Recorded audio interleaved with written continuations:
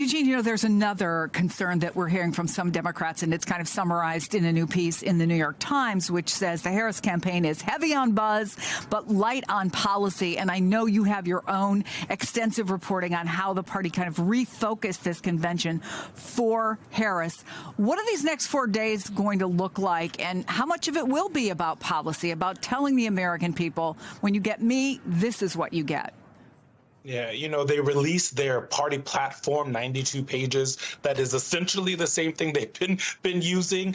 Even Biden's name and Biden's second term is in there, I think, like 20 times in the document. I think when you talk about policy, she talks about it in little bits and pieces. And the way that one of my colleagues put it really well, and is a Veep reference, is continuity with change, right? That it'll look very similar to how people want it. There'll be a little tinkering around the edges, but she's in a very awkward position. I talked to a bunch of chiefs of staffs for Al Gore, and about how at the time when he was running for president, how you figure out how to differentiate yourself without distancing yourself from the man that you have to go meet in the Oval Office with the next day. And this is clearly a place in which they're kind of struggling to do so. Her and President Biden agree on the vast majority of things. So I think the American people can kind of expect a lot of similar things, but there's going to be more of a focus on things that Governor Walz was able to do in Minnesota, right?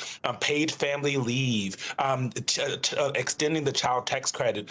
I think what voters want to hear from them, and they've started to see this and do this, is on the economy and immigration. And those are the two parts of policy that they believe that they have to make clear to folks. This was always kind of a vibes election to begin with, right? You weren't seeing voters race to President Biden, who had delivered on all these promises he said he'd wanted to. They were talking about Donald Trump and the vibes of the election. The Democrats didn't feel like it was an exciting part of the race. That's changed. And so now you have a party, and more importantly, very soon, a nominee who's going to have to decide, are we going to be the nerdy Democrats that we always are and throw out a lot of policy papers? Or are we just going to try to sprint, the rest of these 80 days and keep with the vibes that we have? And that's going to, they're going to get hit on that. You see Republicans already doing so. Yeah, the nerdy glass half empty Democrats, right, that we often saw. Look, there is also, when you talk to folks who have been around the block more than a few times, a conversation that's going on. They feel positive. They feel even joyful, but they also know, as Andrea pointed out, it doesn't take much. Something can turn, whether it's a protest or something else. So Kamala Harris was asked where she thinks this race stands right now, and this is what she said. Do you still consider yourself the underdog here? I very much consider us the underdog. We have a lot of work to do to earn the vote of the American people.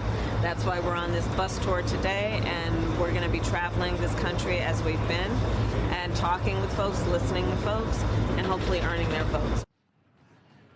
Yeah, Eugene, as you talk to people who have run political campaigns before, they say the biggest danger is always when you let your guard down. But is she the underdog really now? Yeah, I think yes, right? Because you're looking at a country that for the last 3.5 years, and even before that when she ran her own race, that doesn't really know Vice President Harris, right? They have strong feelings about Joe Biden. They have strong feelings about Donald Trump, but they don't really fully know her just yet, right? And so part of this is having to reintroduce herself in a real serious way. One thing she's always said behind closed doors to aides is that she's always been worried about losing the election to the couch, right? Getting people to stay home or having people stay home in November or before during early voting. And so what she's trying to get across about the underdog is that they have to continue to work, aides say, that she continues to remind them to get the people off of the couch. And when you're a front runner, or if you feel like you got it in the bag and you get complacent, you typically don't do a lot of the things that an underdog will do. Maybe you don't get on a bus tour in kind of the western part of Pennsylvania where Democrats hadn't been, and definitely President Biden hadn't been spending a lot of time. Maybe you don't, send surrogates to eastern North Carolina to try to get more rural voters out there. So they're trying to, she's trying to make very clear that 80 days is almost nothing. A lot can happen and also nothing can change, but she has to run her race as someone who is chasing after numbers, because when she jumped in, Democrats were losing in a lot of the key swing states. Democrats were losing in a lot of the national race. And so she did enter the race as an underdog. Polling shows maybe a different story that is changing. Either way, this election is going to be as close as ever.